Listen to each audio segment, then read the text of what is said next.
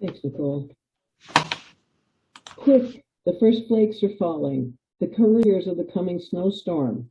Open the skylight, and directly under it place the carefully prepared blackboard on whose ebony surface the most minute form of frozen beauty may be welcomed from cloudland. Those words were written by Wilson Bentley in 1901 as part of an article for Harper's Magazine entitled The Story of the Snow Crystals. Wilson Alwyn Bentley was born February 9, 1865.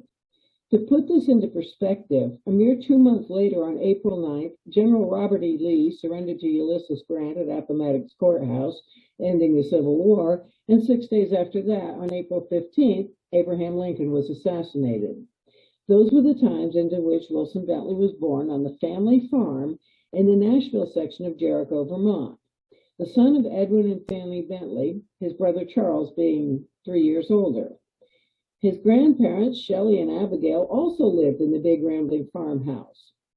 As a boy, Willie was sensitive, artistic, and inquisitive, especially about all things in the natural world, and in particular snowflakes, or more accurately, snow crystals.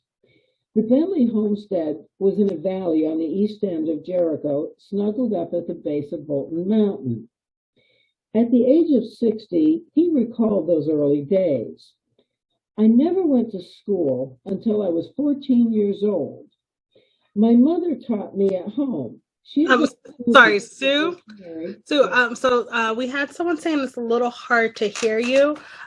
Is there any way you can speak a little slower and louder for us, please? Sure.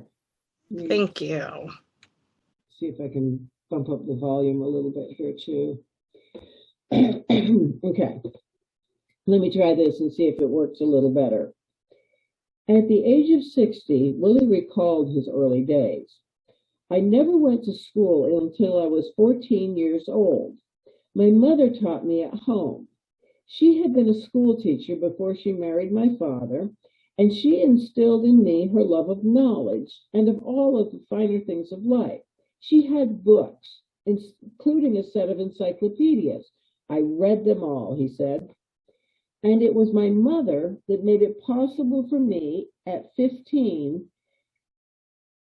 to begin the work to which I have devoted my life. She had a small microscope, which she had used in her school teaching. When the other boys of my age were playing with pop guns and slingshots, I was absorbed in studying things under the microscope. Drops of water, tiny fragments of stone, a feather dropped from a bird's wing, a delicately veined petal from a flower. But always from the very beginning, it was the snowflakes. The farm folks up in this north country dread the winter, but I was supremely happy. From the day of the first snowfall, which usually came in November, until the last one, which sometimes came as late as May. During the next 2 years, young Willie spent many a winter's day in a cold room at the rear of the farmhouse, peering through the microscope as snow crystals collected from the passing storms. He was fascinated by the beauty and intricacy of the snow crystals and attempted to capture this by making drawings of them. He made hundreds of sketches, but was painfully aware that what he drew was a poor substitute for what he saw. No one knows exactly where Willie got the idea of photographing the snow crystals. Photography was still in its infancy, but Willie figured that if he could combine a microscope with a camera, he could preserve the beautiful snow crystals and share them with the world. The problem was the camera he needed cost $100. That was a huge amount of money in the early 1880s. For comparison, farmland was selling for about $3 an acre. But fate was to play a hand. In the early 1870s, Fanny's father, Moses Colton, had passed away. He and his wife owned huge amounts of land and sawmills in the neighboring town of Bolton. When Susan died in 1880, a bequest to Fanny included some of the property, along with a sum of $100 to be paid within a year. The estate settled in 1881, providing Fanny with the money needed to pay for the camera. Now, in those days, even if a woman inherited, if she was married, the husband still had a lot of control over what happened to that money. And I'm certain Fanny had to do some convincing to persuade the somewhat frugal Edwin to spend that amount of money on something he saw as a waste of time. But somehow she managed to convince him. And on Willie's 17th birthday in 1882, they presented him with the camera and microscope that would secure his place in history. It would be almost 3 years of trial and error before Willie would figure out the complexities of actually photographing snow crystals. Today, we would Google it and have all the information we needed in a matter of minutes. But in 1882, there weren't any articles or books on the subject, no one he could ask for advice because it had never been done before. The first challenge was finding a way to mount the camera so it would be stable. He obtained an old table that was about 3 feet high, a foot wide, and a bit over 2 feet in length. On the table, he built a rather crude wooden frame to hold the camera and microscope. Since the two together measured almost 3 feet in length, the frame had to stick out about a foot beyond the end of the table. He placed the microscope in the frame extension and tilted it back so it was horizontal, and using a series of shims, matched it up so it would be level with the camera. He then removed the eyepiece and the lens for the camera, pushed the tube of the microscope into a sleeve attached to the front of the camera. For over a year, Willie experimented with the microscope and camera and the dry plates of that day, the glass plates that were used to record the photographic image. He knew nothing about photography, and failure followed failure. It's believed that a distant cousin, who was a portrait photographer in Connecticut, helped the young Willie with the basics of using the camera and developing the negatives. But for the most part, Willie was on his own. The next step was equally challenging. In order to focus, he had to be at the back of the camera under the large black cloth designed to keep out light. But from that position, he was unable to reach the focus knob at the front. Willie was a small man, barely 5'4", so his arms simply were not long enough to reach. He would look at the image, then step to the front of the camera to adjust the focus, go back and look at it again, back to the front to readjust. You get the picture. It simply took too long. Willie knew that he had to find a way to focus quickly. And using that good old Yankee ingenuity, he found a solution. Near the back of the frame, he attached 2 wooden discs, a small one and a larger one outside of it, and repeated that on the other side of the frame. He then wound a piece of string around that smaller inner disc on one side, ran it up the frame, threw an eye hook, and wound it around the focus knob on the microscope, back out the other side and down, and wound it in the opposite direction on that disc. So then he could stand at the back of the camera with his hands on the larger discs and turn them in one direction or the other until the focusing knob brought the image into sharp focus. And he could do that in a matter of seconds. With the focusing problem solved, Willie then turned to his next step, going out in the snowstorm to select the perfect snow crystal from the many falling, quickly put it on a microscope slide, and place it on the stage of the microscope. He collected the falling snow on a black board, about a foot square, and with a wire handle, and even the smallest snow crystal could be seen on that black surface. Standing outside in the falling snow, Pardon? I'm having trouble getting this thing to work. I'm sorry. You say you're having trouble hearing? I just got logged in. It took me 10 minutes to get the Zoom link to work. I apologize. I did not realize I wasn't on mute. Okay, sorry. Sorry. No problem. So Willie would go outside in the snowstorm, hold out this black tray, and he would watch the flakes and crystals falling on the board, occasionally looking at them with a magnifying glass until he spotted one that he deemed worthy of photographing. He would then rush inside the woodshed to transfer it to a microscope slide. He had to work in the cold so it wouldn't melt. He wore big, heavy mittens so there'd be no heat transference from his hands. And the delicate part of the process, with those big mittens on, he would take a small broom straw and ever so carefully touch it to the middle of the snow crystal. He picked it up and placed it in the center of the glass microscope slide, which of course was also cold. And to make certain that the crystal was lying flat, he used the soft edge of a bird feather to gently press on it. This required an unusually steady hand to do this without breaking the crystal. Some of these crystals, with their intricate, lacy patterns, were only a 1/16 of an inch across and no thicker than 1/10 of a sheet of paper. Now, this photograph that you're looking at was taken in the early 1920s, when movies were just coming into being. And a film crew from New York wrote to him. They wanted to come up and do a little movie of him photographing snow crystals. So they came up at the appointed day, and afterwards Willie laughed about this because they had him moved everything outside because there wasn't enough light in the woodshed to film it.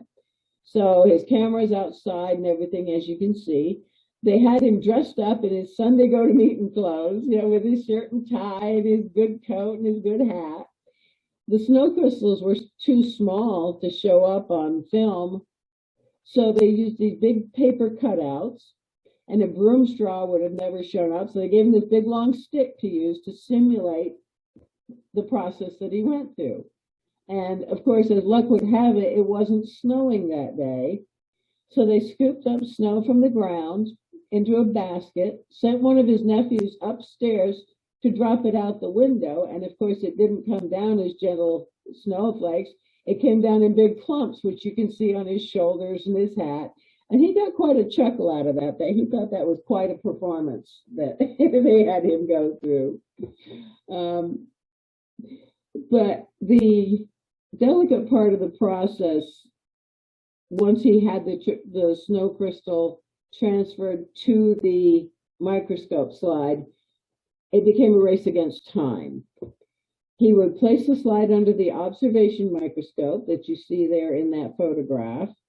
And if it was indeed intact and worthy of photographing, he then would place that slide in the microscope stage and hurry to the back of the camera, throw the black cloth over his head, quickly adjust the focus, remove the focus screen and replace it with a negative, and expose it for anywhere from 30 to 300 seconds, depending on how much light was coming in. The camera was pointed at the one window in that woodshed, so depending on the day, sometimes there wasn't a whole lot of light to work with. But after the required exposure time, the plate was then ready for developing, which could be done at any point. It's believed that Willie completed the camera and microscope assembly late in the fall of 1883 and looked forward to the first snow of winter. He, however, did not obtain instant success. He struggled for weeks on end, but nothing seemed to work. The winter slipped away, and Willie was almost heartbroken. By the next season, however, he had found the secret. The aperture, the opening in the lens, was letting in too much light. So he began to use a small stop. And if any of you are photographers, the term f-stop is something you would be familiar with. Basically, it was a thin plate with a tiny opening to shut out most of the light. And with this and a longer exposure, he finally got what he was seeking. And on January 15th, 1885, the first clear image of a snow crystal was captured. Imagine his excitement. He later said, "The day that I developed the first negative made by this method and found it good, I felt almost like falling on my knees beside that apparatus and worshiping it. I knew then that what I dreamed of doing was possible. It was the greatest moment of my life." Willie was a month shy of his 20th birthday. Even after he figured out the technique, the process was still daunting. Working in the cold so the crystal wouldn't melt, with those big heavy mittens, trying to handle a little small microscope slide, and transferring the snow crystal without breaking it, holding his breath while he completed the process. The photographic plates were processed in his dark room and had to be then washed in cold water from a nearby spring or mill brook, which ran through the property. He would then make a copy of the negative, and using a very sharp, small knife, he would cut around the outline of the snow crystal, removing the extra emulsion and leaving a clear image. He never touched his original negatives, so as to prove that his pictures were indeed unaltered. For the next 13 years, he worked quietly and obtained over 400 photomicrographs of snow crystals. He kept detailed meteorological records, developing a sort of code and symbols. He recorded temperature in the morning, midday, and evening, rainfall, snowfall, thunderstorms, clouds, even auroras. He also kept a second notebook where he carefully documented his photography. He would document where in the storm he took the picture, the beginning, the end, the east side, the west side, what the temperature was, what the humidity was, and the extension of the camera bellows. He pondered over the meaning of the shapes and the sizes of the crystals and why they often varied from one storm to the next. The outside world had yet to hear from Willie. He was shy, and he felt that his meager education prevented him from discovering anything which would not have already been discovered by researchers at a university somewhere. Interestingly enough, it was a university professor, George Perkins, at the University of Vermont, who heard of his work and convinced him that he did indeed have something worthwhile to tell the outside world. His first article was published in 1898 in Appleton's Popular Scientific Monthly. In that article, we see the style that was to characterize all of his writings. Willie observed nature with both the eye of the poet and the eye of the scientist. Listen to what he had to say concerning the structure of a snow crystal. A careful study of this internal structure not only reveals new and far greater elegance of form than the simple outlines exhibit, but by means of these wonderfully delicate and exquisite figures, much may be learned of the history of each crystal and the changes through which it has passed on its journey through cloudland. Was ever history written in more dainty hieroglyphics? So he truly had that poetry in his writing, as well as the scientific facts and the documentation. This publication opened the floodgates of his creativity, and over the next 10 years, he observed, photographed, and experimented with snow crystals, raindrops, and dew. He wrote many scientific papers in the Monthly Weather Review, where he set forth ideas and theories on the formation of snow crystals in the atmosphere. A 1902 paper, one of the most extraordinary and detailed of his writings, exploded with ideas and theories. The previous winter had been a frenzy of activity for him, and he had taken over 200 photomicrographs. Among other things, his analysis of the data convinced him that the different segments of the storm, east, north, etc., produced their own predominant type of snow crystal, and the form of the crystal was a function of the air temperature, that the circulation within the storm could be deduced from the crystal structure, and that the change in form, often noted in a single crystal, reflected the changes in temperature of the air through which the crystal fell on its journey to the ground. This latter suggestion, which he discussed in detail, he was years ahead of the meteorological thinking of the time. Another 30 years were to pass before Professor Nakaya in Japan was to consider it again. During the summer months, his curiosity was directed to the question of the origin of rain.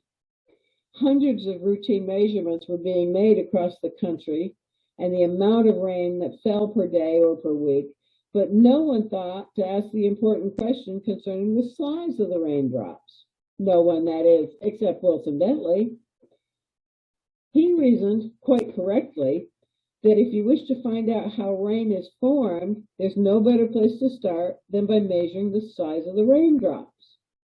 In the year 1898, he began his studies on rain, and he had the desire to add, if possible, a little to our knowledge regarding rainfall phenomena. And add he did. From 1898 through 1904, he made 344 measurements of the size of raindrops from 70 different storms. He developed an ingenious method that utilized flour sifted into a pan into a layer about an inch deep. He exposed the pan of flour to the falling rain for several seconds. Each raindrop soaked up some of the flour and formed a tiny dough pellet. And when they were dry, he measured them and found the size of the original raindrop. This simple yet effective method is still being used today. Professor Duncan Blanchard, who was a meteorology professor in Albany, New York, and wrote the biography on Snowflake Bentley, told me a story some years ago about how he tasked his students with coming up with ideas on how to measure the size of raindrops. And he had a lot of ingenious ideas come from his class. And one morning, one of his students came running in very excited, said, "Professor Blanchard, I figured it out. I came up with this great idea. I went out in the rainstorm with a pan of flour and caught some raindrops, and it made little doughy balls, and when they dried, I could measure them." And of course, Professor Blanchard had to say to this excited young man, "That's a great method. Unfortunately, it was invented by a Vermont farmer about 100 years ago." This young man thought he had something new and extraordinary. In 1904, Willie published again in Monthly Weather Review an incredible paper, which on the basis of ingenuity and number of new ideas is perhaps unmatched in the world's scientific writings on raindrops and raindrop phenomena.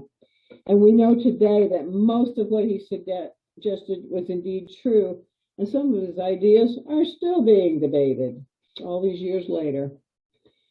Perhaps Willie's greatest personal struggle, though, was to gain acceptance within the community and even within his family. The people who mattered most, his father and brother and his neighbors in Jericho, thought it was a waste of time messing with snowflakes. Some even thought he was a little cracked. The death of his grandparents in 1885, followed 2 years later by the death of his father, had a profound impact on Willie, but no loss was felt more deeply than the death of his mother Fanny in 1906. She had been the only one who truly understood him and encouraged him, and he missed her terribly.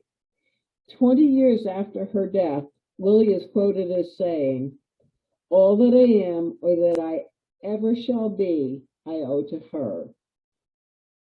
Willie never married or had children, but his brother Charles married a distant cousin named Mary in 1882, and they had 8 children.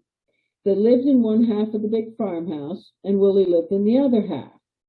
Willie was extremely fond of his nieces and nephews, in particular Amy, who was the middle one in the barrel there, who was my grandmother. He even enlisted her to help with his work, paying her a penny apiece to do the delicate work of etching the negatives. Farming is hard work, of course, but without the benefit of modern machinery, farming in the late 1800s and early 1900s was backbreaking work, all done by hand. In addition to the day-to-day chores of caring for the animals, there was sugaring in the spring. They were out gathering sap in wooden pails and the wooden sap buckets on the trees there. In the summer, they were haying. That's Willie at the front of the horses with the little straw hat on, and two of his nephews there loading the wagon. They're planting, haying, harvesting in the fall, cutting wood for winter. Willie shared in the operation of the farm with his brother Charles, and though small in stature, probably not more than 120 pounds in weight and a little over 5 feet in height, he was agile, muscular, and extremely well coordinated. It said he could dig a row of potatoes and pitch hay as fast as any other farmer in the valley. There's his brother Charles in the woods. That was an October snowstorm. And life on the farm was not without its share of fun. Sugar on snow parties, music and dances, croquet on the big lawn on Sunday afternoons, and the sound of delighted laughter coming from Willie's nieces and nephews who were always underfoot. Here they were dressed up for Halloween, and there they are on the traverse, which is kind of a combination between a sled and a toboggan. As a child growing up, my grandmother told me many stories about Uncle Willie, about his work, his sense of humor, his love of practical jokes, and about life on the Bentley farm. Willie documented much of that life through pictures. He had obtained another camera, smaller, more portable, and he took pictures of his family, neighbors, activities on the farm, clouds, snow rollers, and even a selfie. With the camera, he also created the beautiful montages, like this one you see here. They took hours of painstaking work and a very steady hand to create them. He would print individual photos of snow crystals in different sizes, then cut them out and create the design on a board painted black, glue them in place once he had the design exactly how he wanted it, and then stand the board up and rephotograph it. This one is a snowflake made of snowflakes. This is just kind of a simple one. Another unique one with the two large in the center and the oval around. He made postcards out of these, and I have some that he sent to my mother when she was young at her birthday and Christmas time. And the most special of all, I think, was the snowflake cross. And this one was created for a family member on the occasion of their 40th wedding anniversary. He only ever printed a very few of them over the years and gave them as gifts for special occasions, such as a marriage or a landmark anniversary, the birth of a child. Summers passed quickly for Willie. There were weather records to be kept, articles and letters to write, lectures to prepare, and requests for copies of his prints. But when the first snowflakes began to fall, Willie's attention turned to the more important matters, capturing and preserving the delicate snow crystals which fell from the heavens. Willie was had a delicate, rounded facial features and was described as being handsome in his youth. A well-groomed shock of hair receded with the years until at age 60, his hairline ran vertically over the top of his head from ear to ear, as you can see. And to counteract that, he grew a big, bushy mustache. He didn't care much about clothes. He only had one dress-up suit, and it served his purpose for many years. In the winter, he kept warm with a large, dark overcoat and a soft felt hat that was clamped tightly to his head with a long scarf that came down over his ears and tied under his chin. He had musical talents. He could play the clarinet, cornet, violin, but the piano was his favorite. You can see on that edge of the piano on the right-hand side, he had the snowflake cross propped up there. He would entertain himself and the neighborhood children by playing and singing the most popular songs of the day. With his clarinet, he played in a small brass band that he had organized. And with his violin and his humor, he entertained the villagers by imitating bird calls, frogs, barnyard animals, and certain people in the village as well. Willie loved people, and he loved the world of nature, that grand, mysterious world that produced the snow crystals, the rain, the fog, and the dew. He had a very special view of this world and was often saddened because he could not communicate what he saw to others. In this was both the triumph and the tragedy of the life of Wilson Bentley. By about 1910, the majority of his creative contributions had been made, and although they would be little recognized during his lifetime, they were permanently recorded in the pages of the Monthly Weather Review. They could not be erased or lost. That was his triumph. His tragedy was the wall of silence that greeted his work during these years. When asked toward the end of his life what his neighbors thought about his work and about him, he replied, "Oh, I guess they've always believed I was crazy or a fool or both. Years ago, I thought they might feel different if they understood what I was doing. I thought they might be glad to understand. So I announced that I would give a talk in the village and show lantern slides of my pictures. They are beautiful, you know, marvelously beautiful on the screen. But when the night came for my lecture, just 6 people were there to hear me. It was free, mind you, and it was a fine, pleasant evening, too, but they weren't interested." The villagers of Jericho did not understand what he was doing, and quite naturally, they showed little interest. They were practical Vermont farmers who found it difficult to understand why one of their kind would waste his time looking at snow, raindrops, or dew. This is dew on a strawberry leaf, I believe. This would never bring in more money or make the crops grow faster.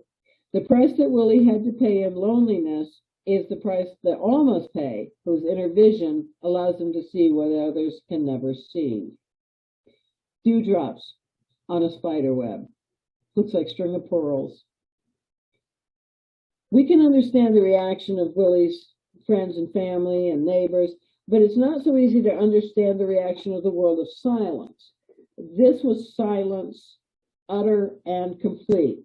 During the 10 years that Willie's creative efforts were at their maximum, not one article by others appeared about his work.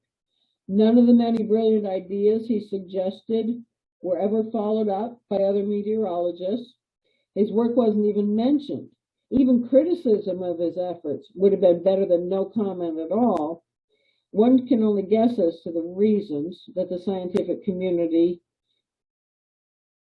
ignored him.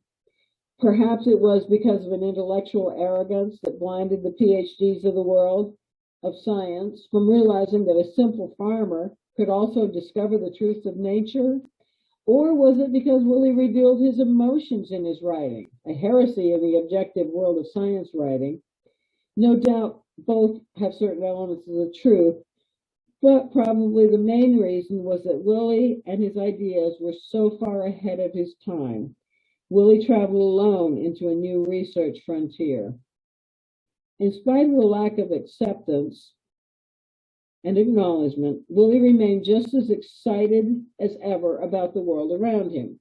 He began to write more and more for the general public. The poet and the artist in him took over. He had to tell of the beauty and the elegance he saw in the world of snow crystals, the frost and the dew. He wrote many articles for magazines such as Country Life, National Geographic, Popular Mechanics, and the New York Times Magazine.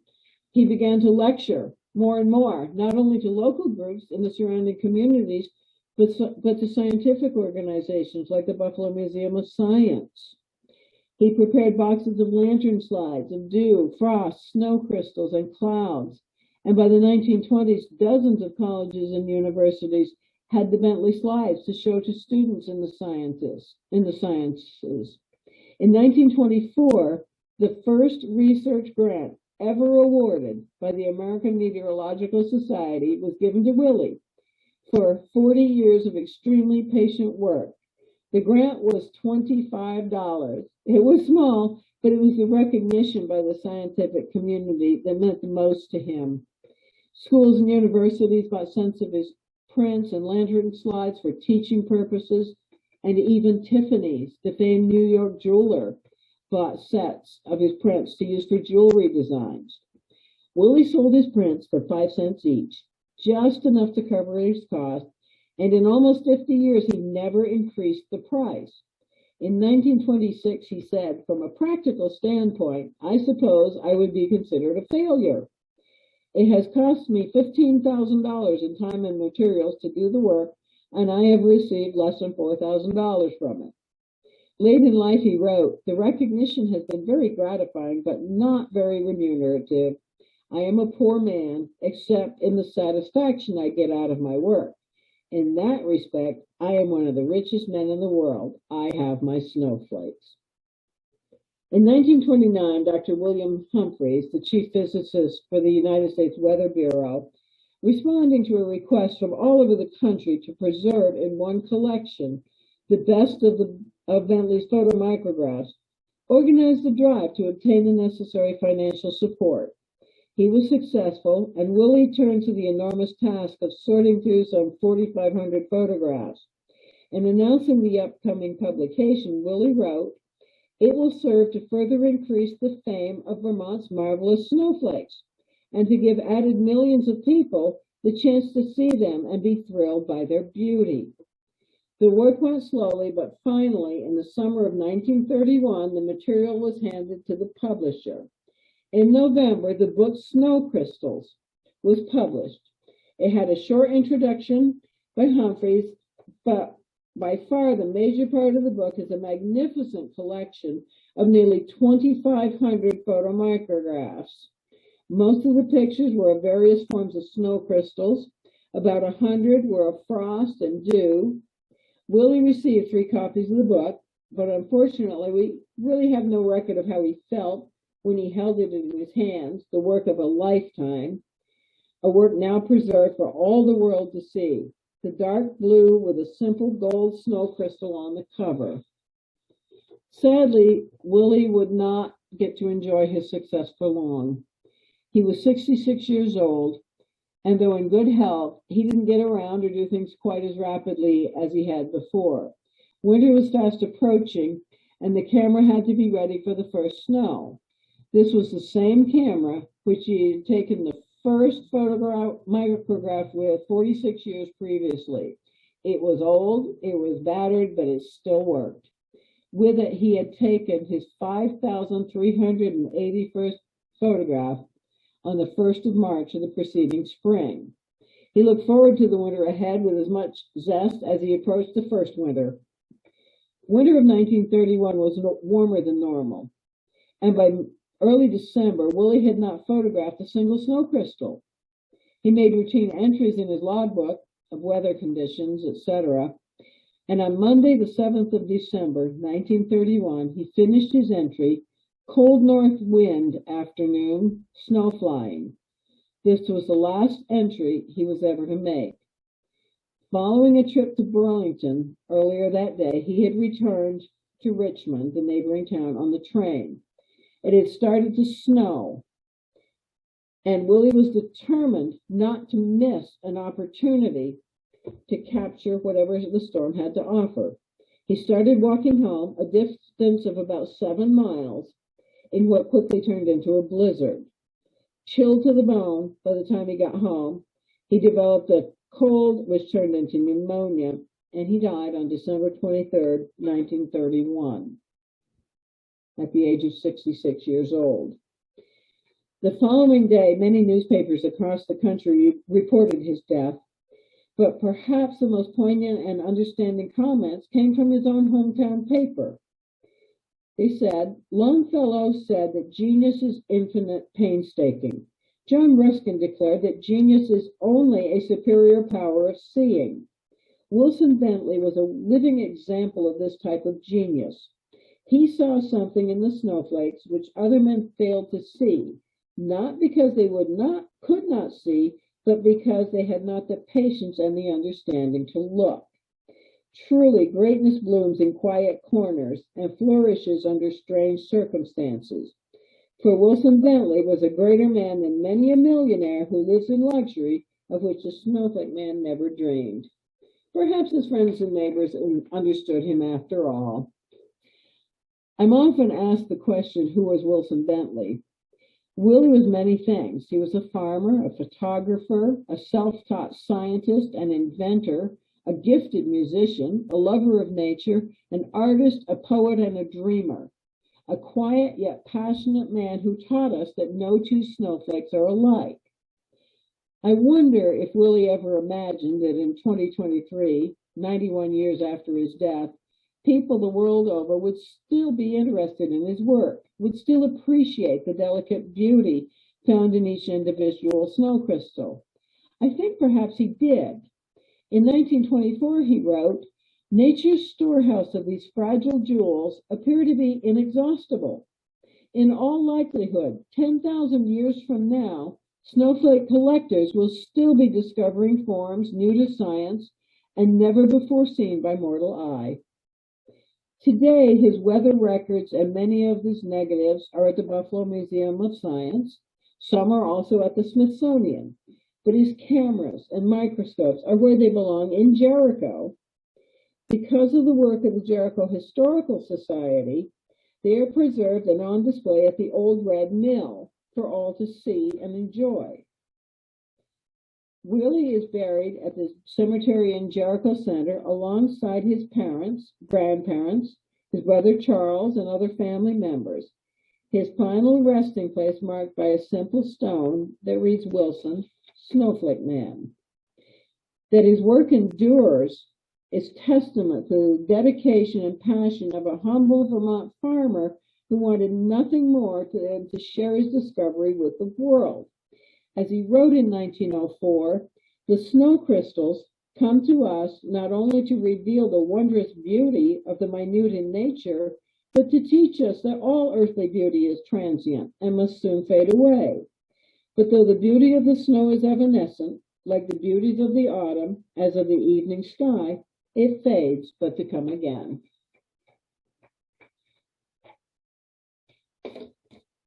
Thank you for giving me a chance to share his story with you. And if anybody has questions, I would be more than happy to try to answer them for you. Well, thank you so much. So you can put your questions in the chat box and I will read them out, or you can unmute yourself. So your grandmother was his niece, correct? That's correct. What did she ever share what her favorite memory of him was? You know, she had so many memories of him. She was the favorite of the eight nieces and nephews, and she spent so much time with him. But she used to tell stories of practical jokes that they played, and just the stories and the wisdom that he shared with her. So, you know, it's just, there were so many just wonderful memories and stories of him. They used to have these little get-togethers there at different homes in the community. And one story she told me was some of the older boys decided to play a prank on Willie because it was kind of believed that he was kind of focused on what he was doing and not really in tune with the unimportant things that were going on around him. So his buggy was parked there, and while he was at this dance at a neighbor's house, they reversed the wheels on the buggy and took the big ones off the back and put them on the front, and put the smaller front ones on the back. And he drove it for 2 weeks like that before he ever noticed. So, you know, his focus was not on his buggy, obviously. Yeah, that sounds fun. Courtney wants to know if you have any of his original prints that were passed along down to the family to you. I do. I actually have the original Snowflake cross, the one that you saw sitting on his piano. I have a number of different original prints and letters and different items that belong to him. I grew up with the cameras and the microscope and everything in my house. The camera that he did, the big camera that he did the snowflake photography with, my grandmother donated to the Historical Society when it was formed 50 years ago. The smaller camera that he did the family portraits and the montages, I inherited, and I gave that to the Historical Society about 20 years ago. So I really, and my brother inherited the projector, the little lantern projector that he used to travel around do slideshows with, and he gave that to the Historical Society. So all the key pieces of the collection came from us. So I'm very blessed. I have the original, his copy of the Snow Crystals book. Wow, that's very, it's great that you have those things, but you're also willing to share it with the world. So it's a place that people can visit, right? Mm-hmm. to see everything. So if you're ever up in New England area. Yeah, the Old Red Mill is an extraordinary structure in and of itself, and has a wonderful history. It was a grist mill. You can see in this photograph, it was originally 1 story high, then the upper stories were added, and it was the first grist mill in New England to use a method called a roller mill. Extraordinary structure. And it houses the Snowflake Bentley exhibit. It also houses a craft shop that is all local artists and artisans, pottery and photography and paintings and jewelry, and it's really neat. But this mill is one of the most photographed mill sites in all of New England, if not in the country. I have seen photographs, postcards, and photographs of this all over the country in my travels. Where they have little racks of postcards in different places. I've been out in Oregon and seen postcards with that picture. So it's pretty neat. So if you ever get up to Vermont, we'd love to have you come visit, and you just reach out to the Historical Society, and we do some private tours as well. Okay. John says, certainly Willie followed his passion. Likely many thought little of his hobby. Those who follow photography, weather, and of course snow love the idea. Jay Shane says there are 2 books in the Hoopla app, and there are. When I send out this recording, I'll send out a link to the Jericho Historical Society, but also some resources they have available. And also Nona says we've been to the mill in Jericho a few times, and it's amazing. I see Carolyn has her hand up. Do you want to say anything? She's muted.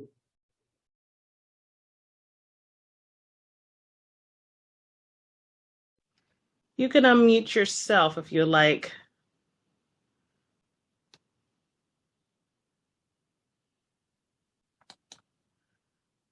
All right. Anyone else while she tries to figure that out?